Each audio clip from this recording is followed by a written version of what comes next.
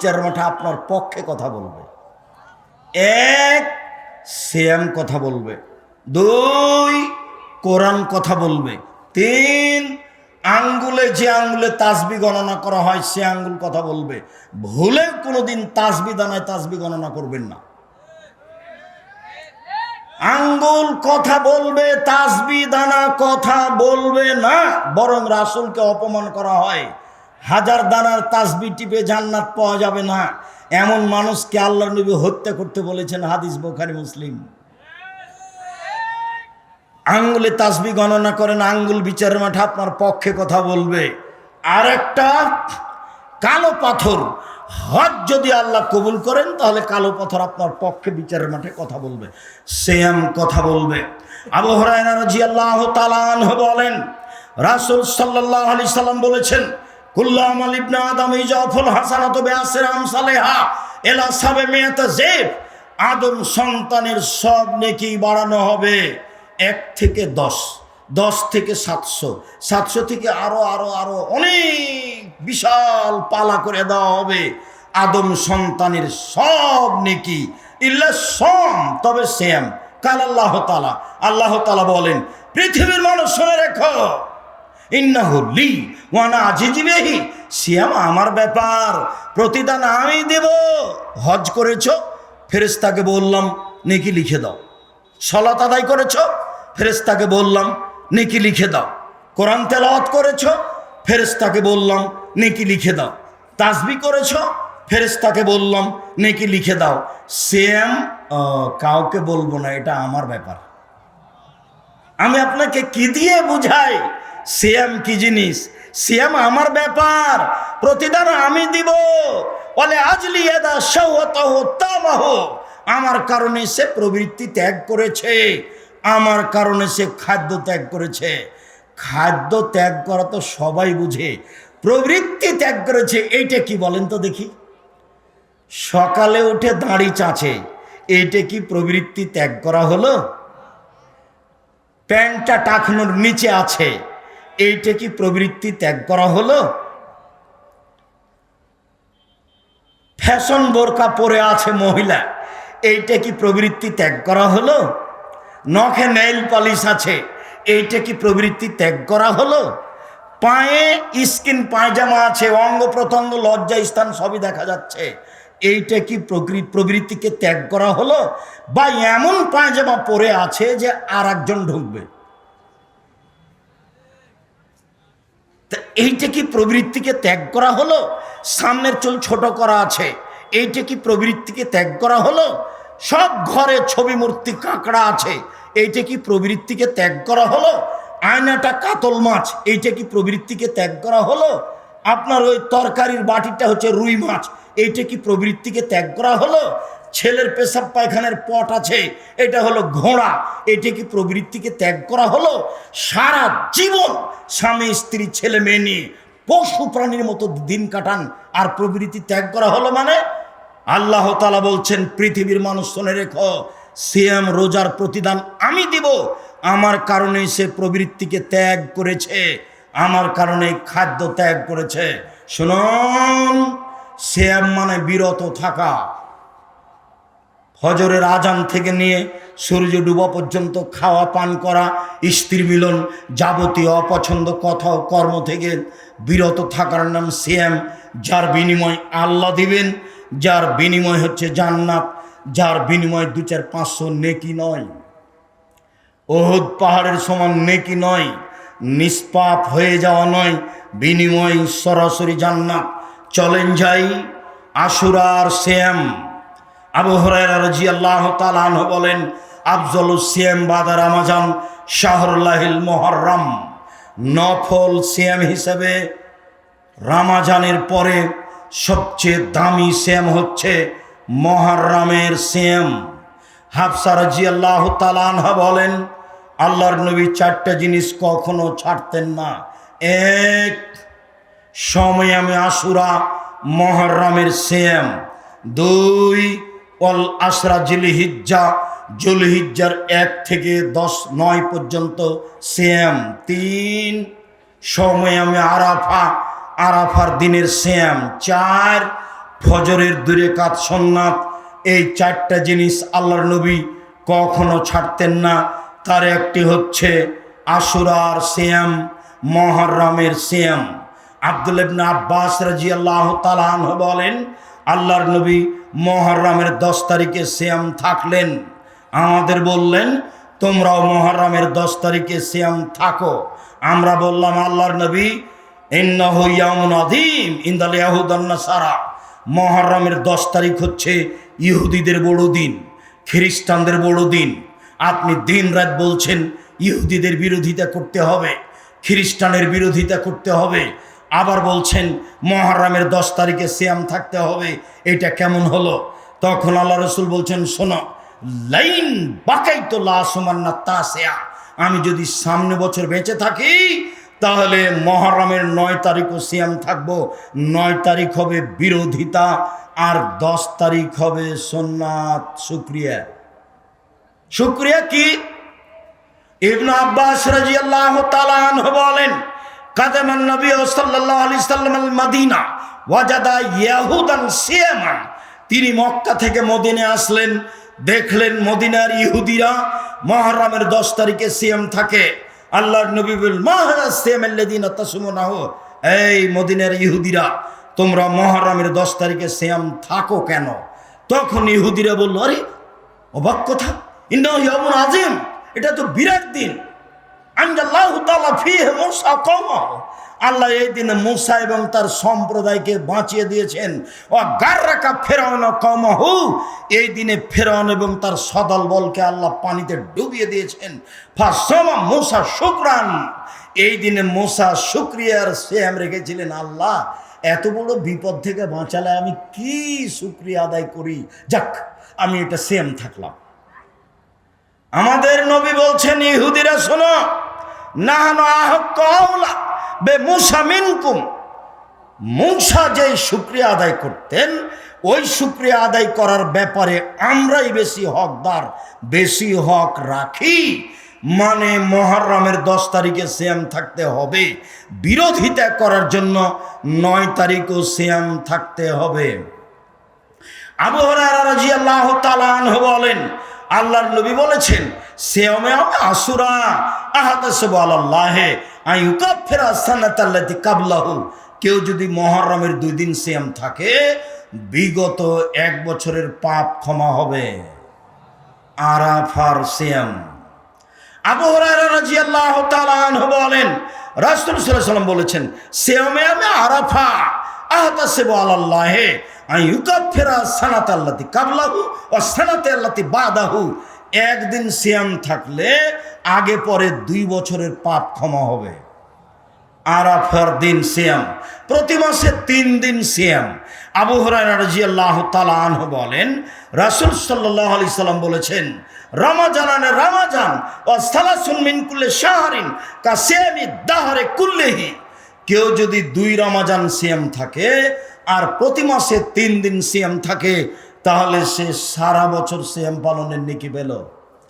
তাহলে সে সারা বছর সিয়াম পালনের নেকি পেল। চলেন শাওয়াল। আবু আইয়ুব আনসারী রাদিয়াল্লাহু তাআলা আনহু বলেন, রাসূল সাল্লাল্লাহু আলাইহি ওয়াসাল্লাম বলেছেন, মান সামা রমাজানা সুম্মা আতবাহু সিত্তান মিন শাওয়াল, কেউ যদি রমাজানের সিয়াম থাকে তারপরে 6 দিন সিয়াম থাকে শাওয়ালের, তাহলে সে সারা বছর সিয়াম পালনের নেকি পাবে। প্রতি মাসে 3 দিন, শাওয়ালের 6 দিন, প্রতি মাসে 3 দিন, শাওয়ালের 6 দিন, প্রতি মাসে 3 দিন, শাওয়ালের 6 দিন, সারা বছর সিয়াম পালনের নেকি পাবে। ওই যে চাঁপাইনবাবগঞ্জ বলেছে মহিলা বৈঠকে, বুবু হায়েজের কারণে যেটা রোজা ছুটে গেছে বুবু, সেইটা পরে করিও, সেইটা আগে করে নাও। কেন? সেটা হলো ফরজ, আর শাওয়ালের এটা হলো নফল, এইটা পরে করিও, হায়েজেরটা আগে করে নাও। আল্লাহর নবী বলছেন আয়েশাকে, আয়েশা বলছেন, আমি আমার হায়েজের কারণে ছুটে যাওয়া সিয়াম থাকতাম 11 মাস পরের সাবানে, আর বুবু বলছে যে বুবু আগে হায়েজেরটা করো। হায়েজের কারণে যেটা মহিলার ছুটে গেছে সেটার জন্য সময় হলো মরা পর্যন্ত, যেদিন পারবে করবে। শাওয়ালের 6টাই করবে, ধারাবাহিক করবে, এটাই ঠিক। ছেড়ে ছেড়ে করতে হবে, এটাও মিথ্যে। এটা করা যাবে না, আগে ফরজ করতে হবে, এটা কথা মিথ্যে। উপস্থিত দিনী বোন, আপনাকে বিষয়ে সতর্ক করতে চাচ্ছি।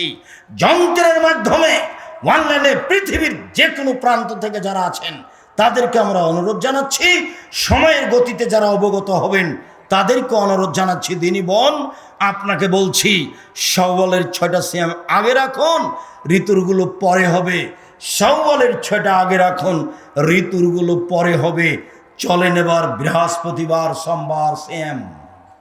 আয়েশা রাদিয়াল্লাহু তাআলা আনহা বলেন, কানান নবী সাল্লাল্লাহু আলাইহি ওয়াসাল্লাম ইয়াসুমু ইয়াউমাল ইসনাইন ওয়াল খামিস। আল্লাহর নবী বৃহস্পতিবার সোমবার সিয়াম থাকতেন, সোমবার সিয়াম থাকতেন, বৃহস্পতিবার সিয়াম থাকতেন। আবু হুরায়রা রাদিয়াল্লাহু তাআলা আনহু বলেন, আল্লাহর নবী বলেছেন, ইউরাজুল আমালু ইলাল্লাহি ইয়াউমাল ইসনাইন ওয়াল খামিস। বৃহস্পতিবার সোমবার মানুষের পাপ নেকি রিপোর্ট পেশ করা হয়। ওয়ানা উহিব্ব, আমি ভালোবাসি, ওয়ানা উহিব্ব, আমি মুহাম্মদ সাল্লাল্লাহু আলাইহি ওয়াসাল্লাম ভালোবাসি। ওয়া ইউরাজু আমালি ওয়ানা সায়েম, আমার পাপ নেকি পেশ করার সময়তে আমি সিয়াম অবস্থায় থাকি। না দেখো আমার রিপোর্টটা দেখো, এই যে দেখো সিয়াম অবস্থায় দেখো। আল্লাহ রাসূলের রিপোর্টটা সিয়াম অবস্থায় পেশ করবেন, যার কারণে জীবন বাজি রেখে চেষ্টা করতেন বৃহস্পতিবার এবং সোমবার সিয়াম থাকার জন্য। চলেন এবার শাবান। আয়েশা রাদিয়াল্লাহু তাআলা আনহা বলেন, কানান নবী সাল্লাল্লাহু আলাইহি ওয়াসাল্লাম ইয়াসুমু শাবানা কুল্লাহু। আল্লাহর নবী প্রায় পুরো শাবান সিয়াম থাকতেন। উম্মু সালমা রাদিয়াল্লাহু তাআলা আনহা বলেন, লা ইয়াসুমু শাহরাইনি মুতাতাবিআইনি ইল্লা শাবান ও রমাজান। আল্লাহর নবী পরস্পর 2 দিন 2 মাস সিয়াম থাকতেন না, তবে শাবান, তবে রমাজান, তবে শাবান, তবে রমাজান। তিনি পরস্পর 2 দিন 2 মাস সিয়াম থাকতেন রিপোর্ট ধরার জন্য। এবার চলেন শাবান মাসে কেন বেশি সিয়াম থাকবো। ওসামা ইবনে জায়েদ বলছেন, আমি বললাম, আল্লাহর নবী, লা মারাকা তাসুমু মিন শাহরি মিন শুহুরি মা তাসুমু মিন শাবান। আপনাকে শাবান মাসে যত সিয়াম পালন করতে দেখি, অন্য মাসে তো দেখি না, এইটা কেন আল্লাহর নবী? একটু জিজ্ঞাসাটা বুঝেন তো। এই ছেলে বসো, একটু জিজ্ঞাসাটা বুঝেন তো দিনী ভাই বোন। আচ্ছা আল্লাহর নবী, আপনি শাবান মাসে বেশি বেশি সিয়াম থাকেন কেন? এটা জিজ্ঞাসা মনে থাকবে না? তখন আল্লাহ রাসূল বলছেন, আরে শোনো, শাবান একটা মাস, রজব ও রমজানের মাঝে। শাবান একটা মাস, রজব ও রমজানের মাঝে। শাবান একটি মাস, রজব ও রমজানের মাঝে। এক ফুলুন্নাসান হ, মানুষ তাতে বেখিয়াল থাকে। ইউরাজুল আমাল ইলা রাব্বিল আলামিন ওয়া না উহিব্বু ইউরাজু আমালি ওয়া না সায়েম। বাৎসরিক রিপোর্ট পেশ করা হয় শাবান মাসে। আমার মন চায় আমার রিপোর্টটা আল্লাহ সিয়াম অবস্থায় দেখুক। বাৎসরিক রিপোর্ট এই নাও, সিয়াম অবস্থায় দেখো। আমার মন চায় আমার রিপোর্টটা আমি আল্লাহর কাছে পেশ করি সিয়াম অবস্থায়। তো নবীর জানা ছিল না সেই দিন কোন দিন, যার কারণে তিনি বেশি বেশি সিয়াম থাকতেন। রিপোর্ট, খালি রিপোর্ট, খালি রিপোর্ট, আজ কাল, পরের দিন, পরের দিন, পরের দিন, একবারে প্রায় শাবান 20-25 পর্যন্ত। তবে রমজানের সাথে মিলাতেন না, খালি রিপোর্ট ধরার জন্য। কিভাবে কিভাবে ভারত, বাংলাদেশ, পাকিস্তানের আলেম ওলামা জেনে নিলেন সেদিন 15ই শাবান। তাই তারা কলকারখানা, অফিস আদালত, কোর্ট কাছারি, শিক্ষা প্রতিষ্ঠান সব কিছু বন্ধ করে রাতে গোসল করে আতর গোলাপ মেখে দিনে সিয়াম থাকে। একবারে নগদ ডাহা মিথ্যে। আল্লাহর নবী রিপোর্ট ধরার জন্য প্রায় 15 দিন পর্যন্ত, 20-25 দিন পর্যন্ত সিয়াম থাকতেন। চলেন এবার হিসাব দেখাই। 1 মুহররমের 2 দিন সিয়াম, 2 আরাফার 1 দিন সিয়াম, 3 প্রতি মাসে 3 দিন সিয়াম, 4 শাওয়ালের 6 দিন সিয়াম, 5 জুলহিজ্জার 1 থেকে 9 পর্যন্ত সিয়াম, 6 শাবানের 1 থেকে নিয়ে 15 দিন পর্যন্ত সিয়াম এক টানা। জিদ করে করতে হবে, জীবন বাজি রেখে আজকে রাতে সিয়াম ধরতে হবে। আপনাকে আমি অনুরোধ জানাচ্ছি, আপনি আমার দিনী ভাই, আপনি আমার দিনী বোন, সারাদিন না খেয়ে থাকলে কোনো সমস্যা নেই। কই আমি তো ছাত্র জীবনেও হানাফি প্রতিষ্ঠানে পড়াশোনা করতাম, কোথায় সাহারি হিসাব নিকাশ নেই, এখনও সাহারির হিসাব নিকাশ হয় না, সময় হলে রাখার চেষ্টা করি। আপনি আমার দিনী বোন, আপনি আমার দিনী ভাই, কেন আপনি সিয়াম থাকবেন না? কেন থাকবেন না? ইবাদতের জগতে সবচেয়ে ব্যতিক্রম ভিন্ন ধরনের দামি ইবাদত, এত বড় দামি ইবাদত দুনিয়াতে নেই। দান ভিন্ন জিনিস, দান একটা থেকে আর একটা ঘটায়। সিয়াম ভিন্ন জিনিস, সিয়াম দিয়ে নগদ জান্নাত পাওয়া যায়। মর্মে আপনাকে আমি আন্তরিকভাবে অনুরোধ জানাচ্ছি, আপনি নফল সিয়াম পালন করতে শিখুন। আপনি আমার দিনী ভাই, আপনি নফল সিয়াম পালন করতে শিখুন। সম্মানিত দিনী বোন, আপনারা তো দুপুরের টাইমে অনেক মহিলাই ছিলেন, বিশেষ করে তেঘরার সব দিনী বোনেরা উপস্থিত ছিলেন। আপনার সাদকে আমি স্বাগতম জানাই। তেঘরার সম্মেলনে মাঠে এসেছেন সলাত আদায়ের জন্য, আমি আপনার সাদকে স্বাগতম জানাই, আপনার মনের ইচ্ছাকে স্বাগতম জানাই। বিনিময়ে আল্লাহর কাছে দাবি রাখি, যারা উপস্থিত আছেন তাদেরকে একটা কথা বলি।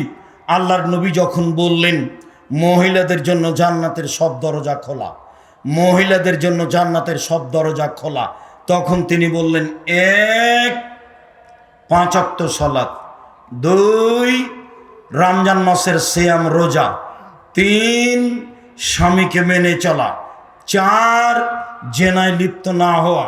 দুর্ঘটনা জেনা যদি ঘটেই যায় তাহলে তওবা করেন, পথ ভালো হয়ে যাবে।